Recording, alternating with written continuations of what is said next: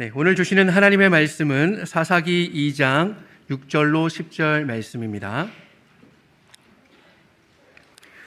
구약성경 362쪽쯤에 있습니다. 사사기 2장 6절로 10절에 있는 하나님 말씀을 제가 봉독하겠습니다. 전에 여호수아가 백성을 보내매 이스라엘 자손이 각기 그들의 기업으로 가서 땅을 차지하였고, 백성이 여호수아가 사는 날 동안과 여호수아 뒤에 생존한 장로들 곧 여호와께서 이스라엘을 위하여 행하신 모든 큰 일을 본 자들이 사는 날 동안에 여호와를 섬겼더라. 여호와의 종 눈의 아들 여호수아가 110세의 죽음에 무리가 그의 기업의 경내 에브라임 산지 가스산 북쪽 딥낫 헤레스에 장사하였고, 그 세대의 사람도 다 그 조상들에게로 돌아갔고, 그 후에 일어난 다른 세대는 여호와를 알지 못하며 여호와께서 이스라엘을 위하여 행하신 일도 알지 못하였더라. 아멘. 우리 같이 인사 좀 나누실까요? 우리 새해 첫날 첫 주일인데요. 앞뒤 좌우에 계신 분들 보시면서 여러분들 하고 싶은 좋은 덕담으로 함께 인사 나눠주시면 감사하겠습니다. 네, 우리 사랑하는 성도님들 이렇게 새해를 같이 맞게 돼서 너무 기쁘고 반갑습니다. 네, 모두 새해 복된 새해가 되시기를 바랍니다. 하나님의 은혜와 성령으로 충만하시기 바랍니다. 네. 자, 오늘 새해 첫날 첫 주일, 이렇게 새해 첫날을 우리 가장 어린 아이들로부터 시작해서 가장 연세가 높으신 어르신들까지 우리 화성가족 모두가 이렇게 한 가족이 이렇게 함께 나와서 예배드릴 수 있게 돼서 정말 얼마나 기쁘고 감사한지 모르겠습니다. 자, 새해가 되면 여러분들 모두 마음속에 바라는 소원이 있으시죠? 뭐 어린아이나 뭐 연세 드신 어르신들이나 모두 똑같이 바라시는 것이 있을 것 같아요. 우리 이 자리에 어린이들 많이 있는데, 자, 새해 바라는 소원 있어요? 네. 그래. 우리 정원이 어떤 소원 있어요? 안 무서운 선생님 만나는 게 소원이랍니다. 그렇죠. 안 무서운 선생님 만나야죠. 네, 그래요. 또 우리 어린이 무슨 소원 있어요? 우리 뭐 중고등부 학생도 괜찮고요. 어떤 소원 있는 사람 다 있을 텐데 한번 누가 말해볼까요?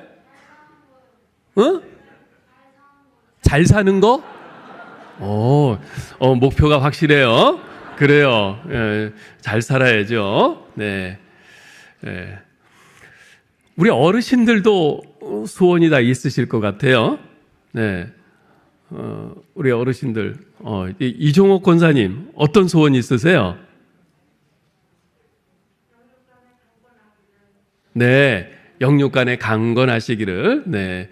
아무래도 연세가 점점 들어가시면 건강이 최고죠. 근데 육적인 건강뿐만 아니라 영적인 건강도, 그렇죠. 장희룡 권사님, 딱 저랑 눈이 마주치셨어요. 장희룡 권사님 어떤 소원, 새해 소원 있으세요?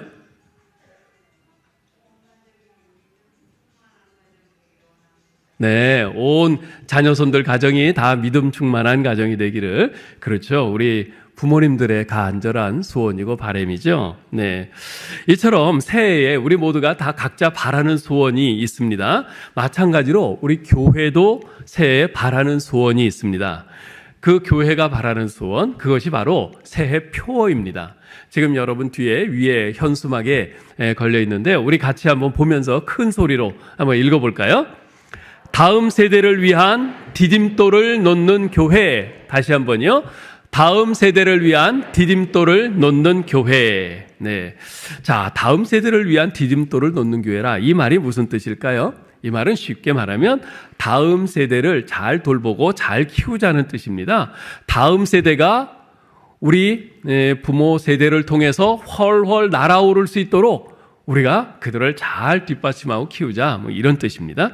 자, 그러면 다음 세대는 누구를 가리키는 것일까요? 이건 쉽죠. 다음 세대는 바로 우리 어린이들, 학생들, 청년들, 가리키는 거죠. 우리 교회 학교로 치자면은 영아부부터 청년부까지 속한 우리 모든 우리 교회 학교에 속한 분들이 다 다음 세대일 겁니다. 자, 그렇다면 어째서 우리 교회의 세표를 다음 세대를 위한 디딤돌을 놓는 교회라고 정한 것일까요? 왜 다음 세대인가? 여러분, 코로나19가 시작된 지 벌써 3년이 됐는데요. 지난 3년간 많은 것들이 달라졌습니다. 많은 것들이 달라졌어요. 특히 교회에 많은 변화가 생겼는데요.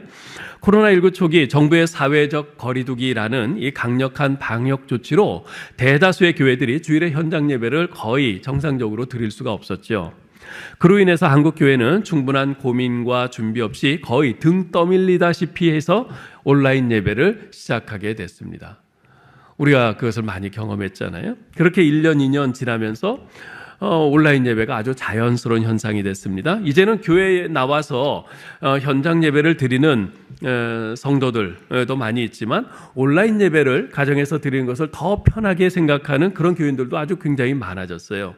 우리 교회의 경우요, 코로나19 이전 3개월간 성인 평균 출석이 1372명이었습니다. 그런데 작년 4월 18일에 사회적 거리두기가 해제된 이후 그 이후 3개월간 평균 출석은 901명이에요. 코로나19 이전에 66%가 이제 출석을 하고 있어요. 나머지 분들은 가정에서 온라인으로 그렇게 예배를 드리고 있는 거죠. 우리 교회 교육 현장의 상황은 훨씬 더 심각합니다. 목회 데이터 연구소의 조사 결과 작년 4월 18일 사회적 거리두기가 전면 해제된 후에 교회 학교 현장 예배 참석률은 43%입니다. 우리 한국 교회 학교의 평균 참석률이 43%예요. 코로나19 이전 교회 학교 출석 학생이 100명이라면 작년 4월 이후에 코로나 이후에 지금은 57%가 어디로 가버리고 43명만 출석한다는 겁니다. 우리 교회 학교의 경우는 어떤가? 제가 이것도 다 계산을 해봤어요. 그랬더니 코로나19 이전 교회 학교의 3개월간 평균 출석은 571명이었어요. 그런데 코로나19 이후 3개월간 평균 출석이 381명입니다. 코로나19 이전에 67%예요. 물론 한국 교회 학교의 평균 출석이 43%니까 그보다는 훨씬 높지만은 그래도 우리 화성교회 교회 학교도 33%가 지금 못 나오고 있는 거죠. 이처럼 가뜩이나 출산율 감소로 인해서 18세 이하 어린이들과 청소년의 수가 아주 급격히 줄어들고 있는 마당에 이 코로나19라는 직격탄까지 맞아서 우리 한국의 교회 학교는 최대의 위기를 맞고 있습니다. 문제는 현장 예배 금지 조치가 풀린 이후에도 교회 학교가 쉽게 회복되지 않고 있다는 겁니다. 이런 상태가 계속된다면 앞으로 10년, 20년 후에 우리 한국 교회는 심각한 성도 수 감소를 감당해야 할 것입니다. 아니, 단순히 성도 숫자만 줄어드는 것이 아니라 한국 교회가 아주 심각한 영적 위기를 맞게 될 겁니다. 성도 수가 감소함에 따라서 기독교는 한국 사회에서 갈수록 그 영향력이 약화될 겁니다. 오히려 우리 그리스도인들은 사회로부터 지금보다도 훨씬 더 많은 유형, 무형의 압박을 받게 될 겁니다. 따라서 교회는 우리의 다음 세대가 그런 사회 속에서 하나님의 사람으로서 굳건히 서도록 지금부터 준비시켜야 돼요. 지금은 그래도 기독교가 숫자가 굉장히 많고 사회적인 영향력이 꽤 있습니다. 그런데 앞으로 10년, 20년 후에는 지금의 그 영향력이 반토막일 거예요. 지금은 세상이 그래도 우리 기독교를 어느 정도 좀 두려워해서 좀 눈치 보는 면이 있지만 앞으로는 절대 그렇지 않을 겁니다. 네. 대놓고 기독교를 공격하고 지금보다도 훨씬 더 압박이 심해질 겁니다. 우리의 다음 세대는 그런 시대를 앞으로 견디며 살아가야 됩니다. 그들이 그런 시대를 견디며 살아갈 수 있도록 우리가 지금부터 준비시켜야 돼요. 그렇지 않으면 그 시대가 됐을 때 우리의 다음 세대, 우리 자녀들은 신앙을 제대로 지키지 못하고 쓰나미처럼 휩쓸려가게 돼버리고 말 겁니다. 그렇게 되면 훗날 우리는 크게 후회하며 자책하게 되겠죠. 이것이 우리 교회의 2023년 표를 다음 세대를 위한 디딤돌을 놓는 교회로 정한 이유인 겁니다. 자, 그렇다면 다음 세대를 위한 디딤돌을 놓는 교회란 구체적으로 어떤 의미이고 이를 위해서 우리가 구체적으로 준비해야 할 일들이 무엇인가? 이에 대해서 오늘부터 3번에 걸쳐서 매주일 말씀드리려고 합니다. 자, 서두에 여러분이 새해를 맞으면서 어떤 소원을 가지고 있는가를 여쭤봤는데요. 이번엔 조금 질문을 바꿔서 만일 여러분이 나는 죽기 전에 이러이러한 거 하고 싶다라고 소원을 하나 말하라고 한다면 어떤 소원을 말씀하시겠어요? 우리 어린이들. 아니, 어린이들 벌써 죽는 거 말하면 좀 아닌 것 같은데. 우리 어떠세요? 여러분들이 만일 죽기 전에 나는 요건 꼭 하고 싶다 이런 소원을 갖는다면 어떤 소원을 갖고 싶으세요? 우리 앞에 김신자 권사님. 네?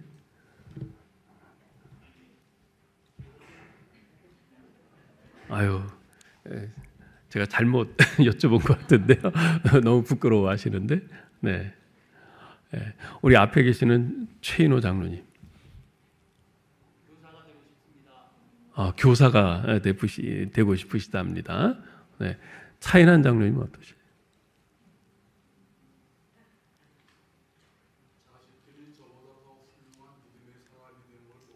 네, 자녀들이 장로님보다 더 훌륭한 믿음의 사람이 되는 걸 보고 싶으시다 그러네요. 그러면 신학교 가야 되는 거 아닌가요? 예, 좋습니다. 제가 가끔 우리 아이들을 비롯해서 여러분들에게 이제 이런 질문을 하는데요. 그때마다 아주 참 다양한 대답들을 들어요. 나는 죽기 전에 해외 여행을 마음껏 하고 싶다. 나는 죽기 전에 예루살렘 성지 여행을 꼭 하고 성지 순례를 꼭 가보고 싶다. 나는 죽기 전에 꼭 해보고 싶었던 그림 공부를 해보고 싶다. 그런 분도 있고요. 난 죽기 전에 우리 가족 모두가 다 예수 믿는 것을 보고 싶어요. 나는 죽기 전에 아무개와 화해하고 싶어요. 뭐 이런 분들도 있어요. 들어보면 모두가 다 고개가 끄덕여지는 이제 그런 소원들인데요. 근데 그 가운데 제 귀가 번쩍 띄어지게 한 것이 하나 있었어요. 어떤 거였냐면 나는 죽기 전에 가치 있는 사람이 되고 싶어요 하는 거예요. 나는 죽기 전에 가치 있는 사람이 되고 싶어요. 그 말이 제 가슴에 깊이 와닿습니다. 그러면서 어떻게 하는 것이 과연 가치 있는 사람으로 사는 것일까에 대해서 곰곰이 생각해 보게 되었는데요. 여러분, 한국이나 미국이나 아니 세계 어디라도 인간 세상에서 공통적인 것이 하나 있는데 그것은 부모들이 자녀를 위해서 희생한다는 겁니다. 부모가 자녀를 위해서 희생하는 거예요. 이건 만국 공통입니다. 부모는 다음 세대인 자식들을 위해 산다 이런 말이 있죠. 제가 이민 목회를 하면서 수도 없이 보고 경험한 겁니다. 대부분 이민 오신 분들은요, 19은 전부 자녀들 때문에 이민을 와요. 본인들을 위해서라면 그냥 한국에 있는 것이 훨씬 더 편하고 좋았을 텐데 물설고 낯설고 언어도 다른 그런 미국 땅에 와서 때로는 긴장하고 때로는 무시당하고 때로는 가슴 졸이고 또 어떤 분들은 남편과 멀리 떨어져서 기러기 생활을 하면서도 기꺼이 그 모든 어려움들을 감수하는 이유는 오직 하나, 바로 자녀들 때문에. 다음 세대인 자녀들을 위해서 그 힘든 결단을 하고 미국에 와서 그 고통을 감내하는 거죠. 비록 부모인 우리는 고생하지만 다음 세대인 자녀들만은 보란듯이 정말 성공하고 제대로 잘 살기를 꿈꾸면서 말입니다. 어느 목사님이 트위터에 이런 글을 올린 것을 제가 본 적이 있어요. 히랍 신화 속의 시간의 신 크로노스는 모든 것을 잡아먹지만 자기 자식들만은 토해낸다. 그렇잖아요. 시간은 모든 걸 다 잡아먹어요. 시간은. 그런데 자기 자식들만은 토해낸대요. 시간을 극복하고 시간을 의미 있게 하는 유일한 방편은 다음 세대를 준비시키는 일이다. 다음 세대 없이 오늘의 우리는 그 존재의 의미를 상실하게 됨을 잊지 않았으면 한다. 여러분, 우리 부모 세대의 중요한 사명 가운데 하나는 분명 다음 세대인 자녀들을 준비시키는 것입니다. 이것은 일반 세상에서만 통용되는 진리가 아니라 우리 교회 안에서도 마찬가지입니다.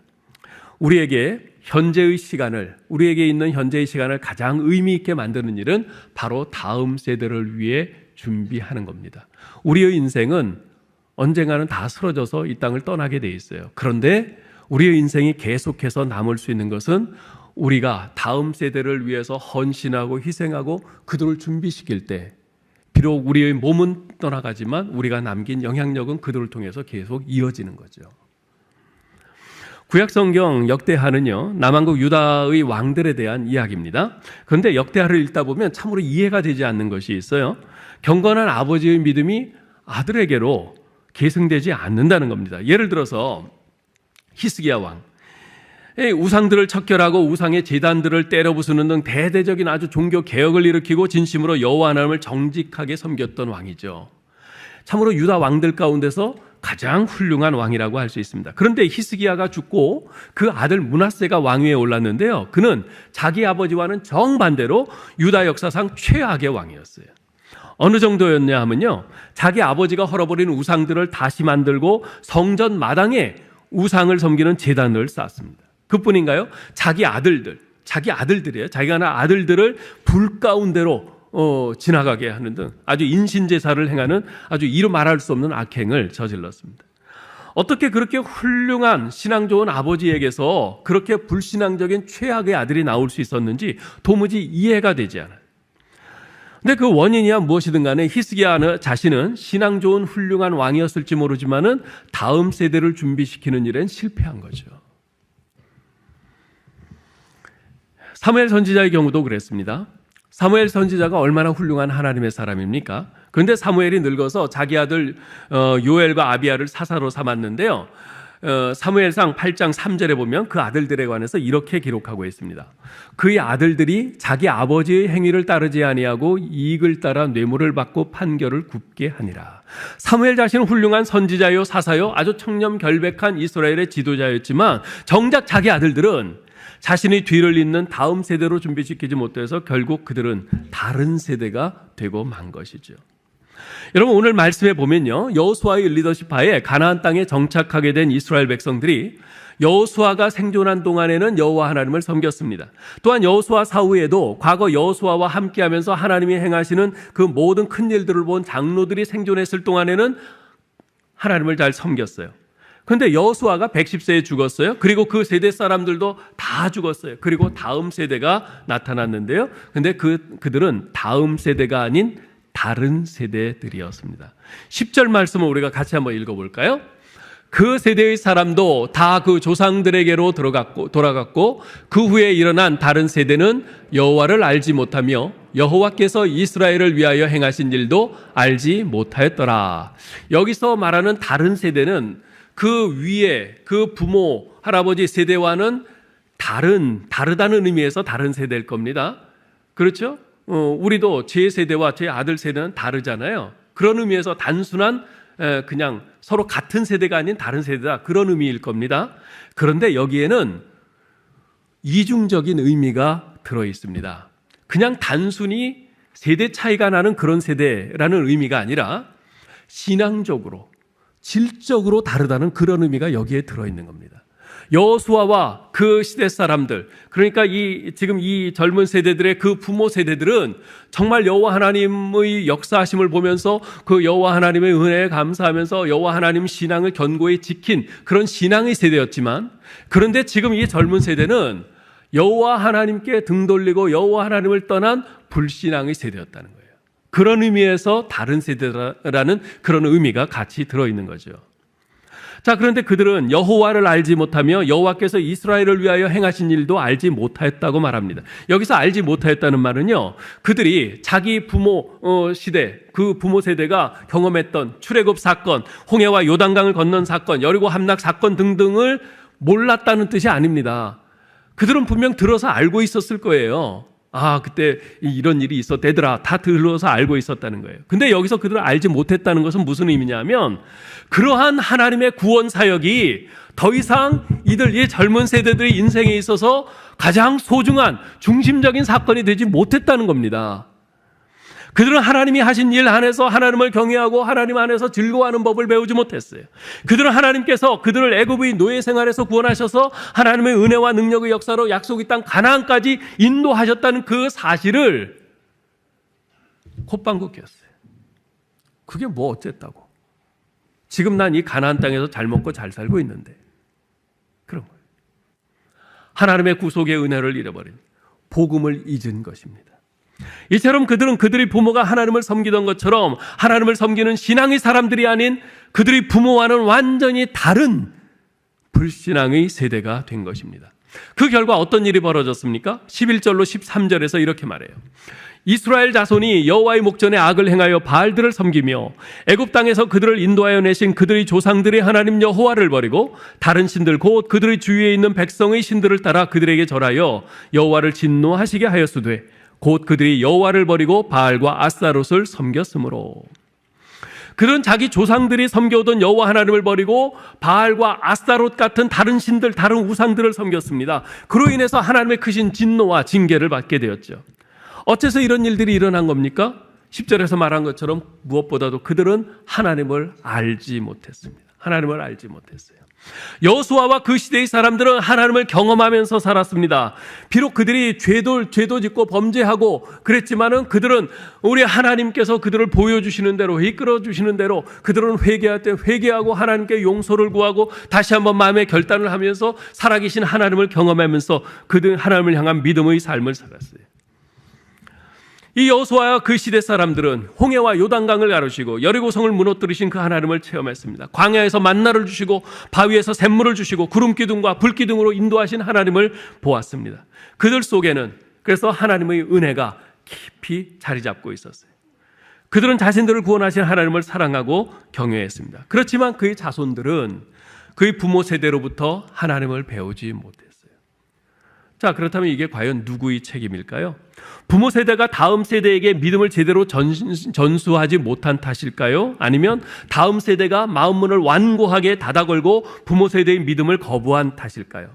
일반적으로는요, 어느 한쪽의 문제는 아닙니다. 양쪽 다 문제인 경우가 대부분입니다. 그러나 아직 어리고 수동적인 다음 세대에게 무엇을 가르치고 심어주느냐에 따라 그들이 장성에서도 여전히 붙들게 되는 가치관이 달라진다는 점을 생각할 때 아무래도 부모 세대의 책임이 훨씬 더 큰 것이 사실입니다. 이스라엘의 경우 그 부모 세대는 자녀들을 가나안 땅으로 이끌고 들어가서 거기서 자녀를 낳고 그들에게 육신적인 삶의 풍성한 필요들은 채워주었지만 그들이 삶에 하나님이 절대로 필요한 존재라는 이 사실을 가르치는 것에는 소홀했던 것입니다. 가나안 땅은 정복했지만 신앙의 전수에는 실패했던 것이죠.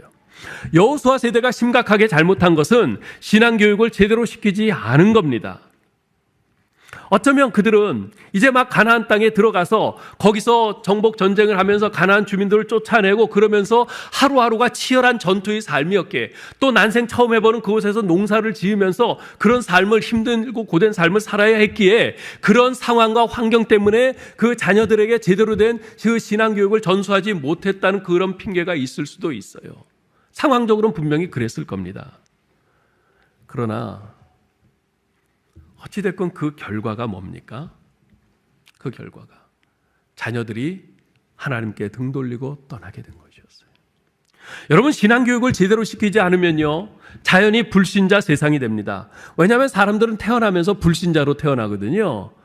불신자로 하나님을 모른 채, 아니 하나님을 부인한 채 태어나는 그 자녀들, 그들에게 우리가 하나님의 말씀, 복음으로 계속 그들에게 가르치고 성령께서 역사하시고 그들이 거듭남으로 인해서 이 땅에 하나님 나라가 점점 확장되어 가는 것인데 복음을 전하지 않으면, 그들을 하나님의 말씀으로 가르치지 않으면 그들은 그냥 불신자로 태어나서 그대로 그냥 살다가 불신자 세상으로 살게 되는 것입니다. 지난 코로나 3년간 교회 교육 현장은 정말 어려워졌습니다. 현장에서 직접 아이들을 얼굴과 얼굴을 대면해서 만나도 어려운데 온라인 사역을 하게 되니 더 어려워진 거죠. 게다가 우리 목회자들과 우리 교사 선생님들은 이 온라인 소통법에 익숙하지 못했거든요. 그냥 갑자기 닥쳤잖아요. 그러니까 우리 자신들도 이 온라인 사역하는데 굉장히 애를 먹었어요. 온라인 예배를 통해서 설교를 하고 가르치면서 교육자들은 지금 아이들이 과연 지금 이 스크린을 보면서 예배를 잘 드리고 있나? 과연 이것이 얼마나 효과가 있을까? 이 의구심을 늘 갖곤 했습니다. 이전에는 아이들 얼굴을 보면서 그들의 감정을 희미하게나마 읽을 수 있었지만 온라인 예배에서는 그것이 안 되잖아요. 그래서 정말 목회자들과 교사들이 힘들었습니다. 그래서 그런 자괴감 때문에 부산의 어느 교회에서는요, 중고등부 교사 18명 중 15명이 2020년이 끝나면서 교사직을 내려놓았다 그래요. 코로나 첫 해에 그냥 포기하고 그만둔 거죠. CBS 기독교 방송에서 작년 4월 1일 주일학교에 관한 기획 기사를 취재해서 보도를 했는데요. 2010년에서 19년까지 10년간 주일학교 학생 수가 무려 40%나 감소했다고 그래요. 한국교회에. 장로교, 감리교, 침례교 막론하고. 근데 특히 더욱 충격적인 것은요, 교회에 영아부가 없는 교회가 무려 78%나 된답니다. 중고등부가 없는 교회가 48%가 돼요. 한국 교회 절반이 중고등부가 없어요. 이 통계로만 보면 앞으로 우리나라 교회의 미래는 없다고 봐야 할 겁니다. 지금 우리나라 주일학교는 무너지고 있는 것이 아니라 거의 초토화되고 있는 상황이에요. 이대로 가면 2030년에는 주일학교의 90%가 사라질 것이라고 합니다. 우리 한국에 존재하고 있는 지금 4만여 교회 가운데 90%는 주일학교가 없을 것이라는 거예요. 작년에 어느 목사님이 SNS에 이런 글을 올렸습니다. 언제부터인가 어린이 주일에 어린이를 위한 설교를 하지 못하고 있습니다. 교회에 어린이가 없기 때문입니다. 그 글을 읽고 제가 얼마나 마음이 아팠는지 몰라요. 근데 처음에 아팠던 그 마음이 다음 순간 두려움으로 바뀌었어요. 그리고 또 조금 지나서는 암담한 절망으로 바뀌었습니다. 이렇게 된 원인이 처음에는 저출산에 따른 아이들 인구의 감소와 기독교에 대한 사회적 반감 때문인 줄만 알았어요. 그런데 나라에서 10년마다 시행하는 센서스 있잖아요. 인구조사에 따르면 개신교 인구는요. 1995년에 876만 명, 10년 후인 2005년에 861만 명, 10년 후인 2015년에 967만 명으로 계속 증가세를 보이고 있는 것으로 나타났어요. 도대체 이걸 어떻게 해석해야 됩니까? 이건 나라에서 정밀조사한 통계니 이 통계 자체가 틀리지는 않았을 겁니다. 물론 중복된 것은 있을 수 있겠어요. 이 교회에 있다가 딴 데 지방으로 이사 가서 저 교회 다니면서 여전히 교적 정리를 안 해서 여기도 교적에 잡히고 여기도 교적에 잡히고 그래서 이중적으로 그렇게 되는 것은 있을 수 있겠으나 그러나 그것이 얼마나 많겠어요? 제 해석은 이래요. 기독교 인구는 미세하게나마 느는데 주일학교 학생은 급격히 감소한다. 이 해석은 저는 이렇게 해석해요. 우리 한국 교회의 우선순위에서 교회 학교는 언제나 뒷전이기 때문이다. 실제로 그렇습니다. 그것을 가장 극명하게 볼 수 있는 것이 바로 교회 건축을 할 때죠. 교회 건축할 때 거의 모든 교회들이 본당을 가장 크고 화려하게 짓습니다. 그리고 그 다음에 소예배실, 그 다음에 당회장실, 당회실, 성가대실, 각종 회의실, 사무실 등에 이렇게 우선순위를 갑니다. 설계할 때부터 본당, 당회장실, 당회실, 성가대실, 회의실, 사무실 등에 대한 목소리는 큰데 정작 교회학교 교육공간에 대한 목소리는 별로 들리지 않습니다. 그러다 보니 가장 많은 공간이 필요한 교회학교를 위한 교육공간은 언제나 턱없이 부족하고 열악합니다. 제가 30년 전에 고등부 전도사를 할 때 그때 분방 공부하면 이렇게 긴 장의자에 앉아서 선생님들이 그 앞에서 이렇게 가르쳤는데 얼마 전까지만 해도 별로 달라지지 않았어요. 지금은 그래도 많이 달라졌는데 이게 우리 한국교회의 현실입니다. 교육공간만 그런 것이 아니에요. 예산도 그렇습니다. 지난 2015년 한국복음주의 신학회에서 조사한 바에 따르면 대부분의 교회들의 교회학교 예산은 교회 전체 예산의 5%가 안 된다고 합니다. 그래서 제가 우리 교회는 얼마나 될까 궁금해서 계산을 해봤어요. 그랬더니 우리 교회는 장학금을 포함해서 8% 정도 되더라고요. 그리고 여기서 교회 학교를 지도하기 위해서 청빙해온 우리 교육 전사님들, 교육부서 교육자들의 사례를 포함하면 약 14% 정도 됩니다. 한국 교회 평균보다 높기는 하지만 그러나 충분하지는 않습니다. 물론 무조건 예산을 늘리는 것만이 능사는 아닐 겁니다. 그렇지만 교회학교 이 아이들 이들을 정말 그리스도의 사람으로 잘 키워내기 위해서 꼭 필요한 예산이 꼭 필요한 사역이 예산이 부족해서 못하는 일이 있다면 그것은 우리가 막아야죠. 또한 교역자 배치도 그렇습니다. 대부분의 교회들이요, 교회학교 각 부서 담당 교역자로 신학교에 다니는 신학생들을 청빙해서 사역하게 합니다. 그것이 전 잘못된 것이라고 생각하진 않아요. 신학생들도 목회 경험을 쌓아야 하기 때문에 그렇게 하는 것이 필요하죠. 근데 제가 지적하고 싶은 것은 그렇게 하는 교회의 의식 내지는 숨은 동기입니다. 어른들을 목양하는 전임 사역자는 목회 경험이 많고 성숙한 좋은 목사들이 담당해야 한다고 생각하는 반면 교회 학교 부서는 이제가 신학교에 들어간 신학생들이 담당해도 된다고 생각하는 겁니다. 뭐 애들인데 뭐 이런 식이죠. 어른을 목양하는 것이 목회라면 어린아이들이나 청소년들, 청년들을 목양하는 것도 똑같은 목회입니다. 아니 어떤 면에서 본다면 어린아이들이나 청소년들을 목양하는 것은 더욱 특화된 전문성이 필요한 분야예요. 여러분 저보고 지금 유치부 가서 설교하라 그러면 저 자신이 없어요. 우리 유치부, 유년부, 초등부 담당하는 그 전사님들 그분들이 저보다 더 잘할 거예요. 예. 따라서 그런 쪽에 이렇게 특화된 전문성 있는 경험 있는 그런 목회자들을 전담케 하고 그래서 신학교에 다니는 전도사님들은 그 옆에서 배우면서 동역하도록 그러면서 잘하도록 하는 거 이게 사실 이상적인 거죠. 물론 그렇게 하려면 많은 예산들이 필요합니다. 그래서 현실적으로 그렇게 할 수 있는 교회는 아주 극소수일 겁니다. 그러나 사실 이것은 예산의 문제라기보다는 교회의 의식과 의지의 문제라고 생각합니다. 다음 세대가 10년, 20년 후에는 질이 멸렬하고 말 그 다음 세대에 대해서 우리가 그 심각성을 가지고 우리가 정말 치열하게 고민하면서 생각을 한다면 그래서 이 다음 세대가 우리 교회의 우선순위 앞부분에 있다면 다른 예산은 좀 줄여서라도 거기에 투자를 해야 되는 거죠. 우리가 계속 고민하면서 기도해야 될 문제입니다. 단지 교회 교육만이 문제는 아닙니다. 가정에서의 신앙교육 또한 문제입니다.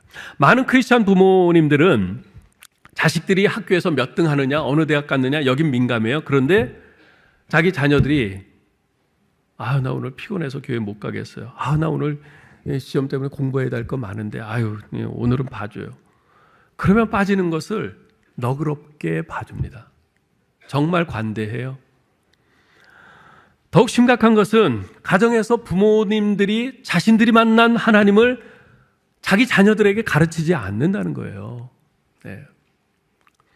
자기는 하나님에 대한 그 분명한 확신, 그 체험이 있는데 그것을 다른 사람들 구역에서 나눌 때 이런 전도에서 나눌 때 그럴 때는 막 나눠요. 그런데 정작 자기 자녀들한테는 그걸 가르치지 않아요. 신앙교육은 아예 교회에 떠맡깁니다. 물론 교회에서는 여러분 자녀들의 신앙교육에 최선을 다할 겁니다. 교육자들과 교사들이 여러분 자녀들의 영혼을 위해서 참으로 열심히 애쓰고 수고하고 기도하고 있어요. 그런데 이 일은 교회에만 떠맡길 일이 아닙니다. 가정에서 같이 해야 합니다. 아니 자녀들의 신앙교육의 주체는 교회가 아니라 가정이 되어야 합니다. 일주일에 1시간 겨우 모이는 교회 학교를 신앙교육의 주체로 삼는 것은 너무나도 위험한 일입니다. 매일 얼굴을 맞대고 한자리에 앉아서 함께 밥을 먹고 함께 웃고 함께 울고 함께 자는 그 가정이 자녀들 신앙교육의 주체가 되어야 합니다. 그래서 가정예배가 필요한 것입니다. 이번 주는 신년 첫 주라서 목양 칼럼을 쓰느라 주보에 가정예배 순서지가 빠졌습니다만 현재 매 주일 주보에 가정예배 순서지가 나가고 있는데요. 여러분 새해 분명히 좀 결심하실 수 있기를 바랍니다. 다른 거 결심하지 마시고 이 결심하시고 이것을 최우선의 기도 제목으로 좀 삼으시면 좋겠어요. 그래서 이 가정예배 순서지를 사용해서 일주일에 한 번씩은 자녀들과 꼭 가정예배를 드리실 수 있기를 바랍니다. 이것은 여러분이 돈을 많이 벌어서 자녀들에게 몇십억, 몇백억 원을 물려주는 것보다 훨씬 더 중요하고 가치 있는 일입니다. 왜냐하면 이것은 여러분 자녀들을 금생과 내생에 그들의 생명을 살리는 일이기 때문에 그렇습니다. 여러분이 정말 자녀들을 사랑하고 위하신다면 다른 무엇보다도 가정예배를 꼭 드리실 수 있기를 바라요. 사실 가정예배는 결코 쉽지 않습니다. 더구나 자녀들이 계속 커가면 커갈수록 점점 더 어려워져요. 교회 오기 싫어하는 가족들을 데리고 주일에 교회에 오는 것보다 가정에서 예배 드리는 것이 몇 배는 더 힘듭니다. 왜냐하면 가정예배는 사탄이 무슨 일이 있어도 절대 내놓지 않으려고 하는 가장 치열한 영적 전투의 현장이기 때문에 그렇습니다. 그래서 가정예배는 정말 힘들어요. 좋은 마음으로 굳게 결심하고 가정예배 드리자 했다가 가족들 간에 다툼이 일어나고 마음 상함으로 끝나는 경우도 많습니다. 무엇보다도 가족들이 저마다 생활 패턴이 다르다 보니까 우선 함께 모이는 것 자체가 쉽지 않아요. 게다가 이제까지 안 하다가 갑자기 가정 예배 드리자 하면 당신 뭐 잘못 먹었어? 엄마 갑자기 웬 가정 예배? 나 바빠서 안 돼. 그러면서 가족들이 협조를 안 합니다. 그러면은 모처럼 마음 먹었다가 그 마음이 흐트러지고 마음 상하고 그러고 끝나고 말죠. 그러나 여러분, 가족들이 잘 협조 안 한다고 해서 결코 실망하거나 낙심하거나 포기해서는 안 됩니다. 그럴 때는 우선 작게라도 시작해 보시기 바랍니다. 저희 같은 이 목회자 가정도 사실 이 가정 예배가 쉽지 않아요. 애들이 어렸을 때는 잘 되는데 애들이 중고등학교 이렇게 들어가고 나면은 참 쉽지 않아요. 어려워요. 아까 말씀드린 여러 가지 이유들로 인해서. 근데 그때 포기하시면 안 돼요. 포기하시면 안 돼요. 그럼 어떻게 해야 됩니까? 여러분, 작게라도 시작해 보는 겁니다. 작게라도. 잠깐 모여서 같이 기도하는 거예요. 요즘 뭐 힘든 일 없니? 엄마 아빠가 기도해 줄게. 엄마 아빠도 지금 힘든 일이 있는데 네가 좀 같이 기도해 주면 좋겠어. 그러고선 한 3분, 그렇게 하면 한 3분에서 5분 정도 오면 돼요. 예? 애들이 가정 예배 뭐 20분 뭐 그렇게 드린다고 그러면 못 견디지만은 기도해 줄게. 엄마 아빠 위해서 기도해 줘. 그러면서 하는 그 3분, 그 5분 정도는 애들이 참아줘요. 참아줘요. 선심 써요, 애들이. 근데요, 그거를 계속 하잖아요. 근데 처음에는 애들이 안 듣는 것 같아요. 시큰둥해요. 그런데 다 듣고 있어요. 그걸 계속하면 애들이 계속 듣고 있고 그들의 심령에 그게 들어갑니다. 바늘로 찌르듯이 들어가요. 그러다가 아이들이 어느 날 힘든 일이 있을 때 엄마, 아빠, 나 기도해줘요. 그래요. 나 기도해줘요. 그러면서 와요. 예. 그게 지속의 힘이에요. 지속의 힘이에요. 애들이 듣건 안 듣건 계속 해주셔야 돼요. 예? 여러분, 만일 애들이 늦게 들어와서 이렇게 함께 모일 시간이 없다. 그러면 애들이 잘 때 가서라도 꼭 기도해 주세요. 가서 1분이라도 꼭 기도해 주세요. 애들 다 듣고 있어요. 그리고 기도해 달라고 그래요. 처음에는 그렇게 시작해서 차츰 늘려가는 겁니다. 뭐 그게 무슨 예배입니까? 뭐 이러실 분도 있을지 모르겠는데요. 여러분, 가정 예배에 정해진 원칙이란 없습니다. 사실 어떤 방법으로 예배하셔도 돼요. 하나님을 가정의 주인으로 모시고 찬양과 말씀을 나누는 시간이라면 어떤 방법이라도 좋습니다. 각 가정의 상황에 따라, 자녀의 연령대에 따라, 또 저희처럼 자녀가 없이 부부만 있는 그런 분들은 그에 따라서 자기 가정에 맞는 그런 자기 가정만의 예배 형식을 만들면 되는 겁니다. 다만 처음에는 아무것도 없으면 어떻게 해야 할지 막막해 하시는 분들이 있기 때문에 주보에 매주 가정예배 순서지를 만들어서 드리니까 그것을 따라서 그렇게 해보시면 좋겠어요. 우리 사랑하는 성도 여러분, 우리가 믿는 신앙이 다음 세대에게 전달되지 않으면요, 그들은 결국 하나님을 모르는 다른 세대, 하나님께 등 돌리는 다른 세대가 되어버리고 맙니다. 우리 자녀들을 다른 세대가 되게 해서는 안 되지 않겠어요? 우리 신앙을 계승하는 다음 세대가 되게 해야 하지 않겠습니까? 교회 학교가 급속히 무너져가고 있는 이때에 우리 교회가 교회 학교 사역의 우선순위를 바로 세우고 이를 위해서 전 교회적으로 힘을 모아야 합니다. 30년 전 저는 제가 고등부 전도사를 할 때 그때를 기억합니다. 그때 우리 고등부도 많았지만 중등부 더 많았고요. 유초등부, 지금 그때는 이 예배당이 없고 저 옆에 있는 그 허름한 예배당이 있었어요. 근데 거기에 가득 찼어요. 가득 차서 웅성웅성거리고 그때는 완전 돛대기 시장이었어요. 수백 명 아이들이 모여갖고 돛대기 시장이었어요. 그냥 그 선생님들은 목청껏 터져라 그렇게 외치지 않으면 들리지 않을 정도였어요. 그런데도 그렇게 열악한 상황인데도 그때 막 몰려들었어요. 우리 성령님의 역사하심이죠. 그 성령님이 달라지셨습니까? 그 성령님은 지금도 역시 역사하실 수 있어요. 그 지금도 역사하기를 원하세요. 우리가 이 일이 얼마나 중요하고 시급한 일인가를 알고 이 일에 우리가 헌신하기로 다짐한다면, 우리가 헌신하여 주님 앞에 주여 제가 여기 있나이다, 다음 세대를 위한 디딤돌이 되겠나이다, 우리가 이렇게 주님 앞에 우리 자신을 드리기만 한다면 성령님께서 얼마든지 그 부흥이, 교회학교 부흥이 그 역사를 다시 한번 일으킬 줄 믿습니다. 우리가 그것을 꿈꾸면서 매달리고 강구하면서 나갔으면 좋겠어요. 지난 2002년 한일 월드컵 당시 4강 신화의 주역 중 한 사람이었던 고 유상철 감독을 아마 많은 분들이 기억하실 텐데요. 당시 그 월드컵에서 첫 경기였던 폴란드와의 경기에서 멋진 중거리 슛으로 우리나라 첫 골을 넣었던 분입니다.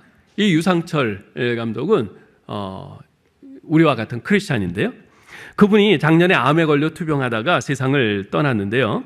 최근에 유튜브에서 그분이 돌아가시기 전에 인터뷰했던 나에게 건강한 일주일이 주어진다면 이라는 짧은 그 제목의 짧은 영상을 하나 보았습니다. 1분이 채 안 되는데 우리 잠깐 보죠.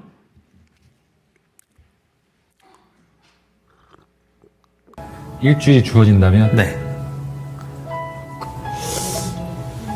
일주일이 또 주어진다면 그 일주일 안에 뭐가 있을까? 예전에 한번 그런 생각을 했어요. 강인이가 하고 있는 경기를 좀 직접 현장에서 한번 보고 싶다라는 생각을 한번 해본 적도 있는데, 시간이 된다면 그 일주일이 주어진다면 그것도 나쁘지 않을 것 같아요. 그러니까 직접 보고 싶어. 그러니까 경기장 그 분위기라든지, 그리고 강인이가 뭐 할 수 있다면 강인이가 어떻게 지내는지도 좀 살짝 훈련도 가서 참가를 해보시고 그럼 방해되지 않는 선에서 그쪽 보고 싶고, 또 강인이가 경기를 준비하는 과정을 어떻게 하고 있는지도 좀 보고 싶고, 팀은 또 어떻게 하는지도 보고 싶고, 뭐 이런 거? 고 유상철 감독은 이강인 선수가 7살 때 그를 처음 만나서 그 재능을 알아보고 지도하면서 세심히 돌봤습니다. 그렇게 이강인 선수의 축구 기틀을 잡아주었고요. 이강인 선수가 스페인으로 떠난 후에도 계속 기대감을 가지고 지켜보았습니다. 크리스찬이니까 당연히 이강인 선수를 위해서 기도했겠죠. 암으로 투병하는 가운데 나에게 건강한 일주일이 주어진다면 이라는 질문을 받고는 잠시 생각하다가 스페인으로 날아가서 그곳에서 경기하는 이강인 선수의 모습을 보고 싶다. 왜 그런 소원을 가졌을까요? 다음 세대인 그 이강인 선수를 위해서 자신이 하나의 디딤돌이 되어 주었기에 자기를 딛고 나아간 그 이강인 선수가 지금 어떻게 성장했을까? 그가 지금 어떻게 날아오르고 있을까? 자기 생애의 마지막 일주일을, 그 가장 소중한 일주일을 바로 그 모습을 보고 싶은 것이죠. 저는 그 유상철 감독의 그 심정이 충분히 이해가 됩니다. 저도 같은 심정이니까요. 우리 화성교회의 사역이, 우리 교회 학교가 하나님 나라의 다음 세대를 일으키고 다음 세대의 부흥을 가져오는 사역이 되기를 간절히 바라고 있습니다. 우리의 다음 세대가 우리 교회의 부모 세대를 디딤돌 삼아 하나님 나라의 정병들로 굳게 서고 날아오르는 것을 보았으면 좋겠습니다. 훗날 그 모습을 볼 수 있다면 정말 가슴 터질 듯이 좋을 것 같습니다. 그것이 바로 하나님께서 부모 세대인 우리에게 주신 사명인 줄 믿습니다. 아무쪼록 다음 세대를 위한 디딤돌을 놓는 교회로서의 사명에 헌신하고 충성스럽게 감당함으로써 우리에게 주어진 남은 인생을 가장 가치 있고 보람된 인생으로 만들어가는 저와 여러분 될 수 있기를 주님의 이름으로 축원합니다.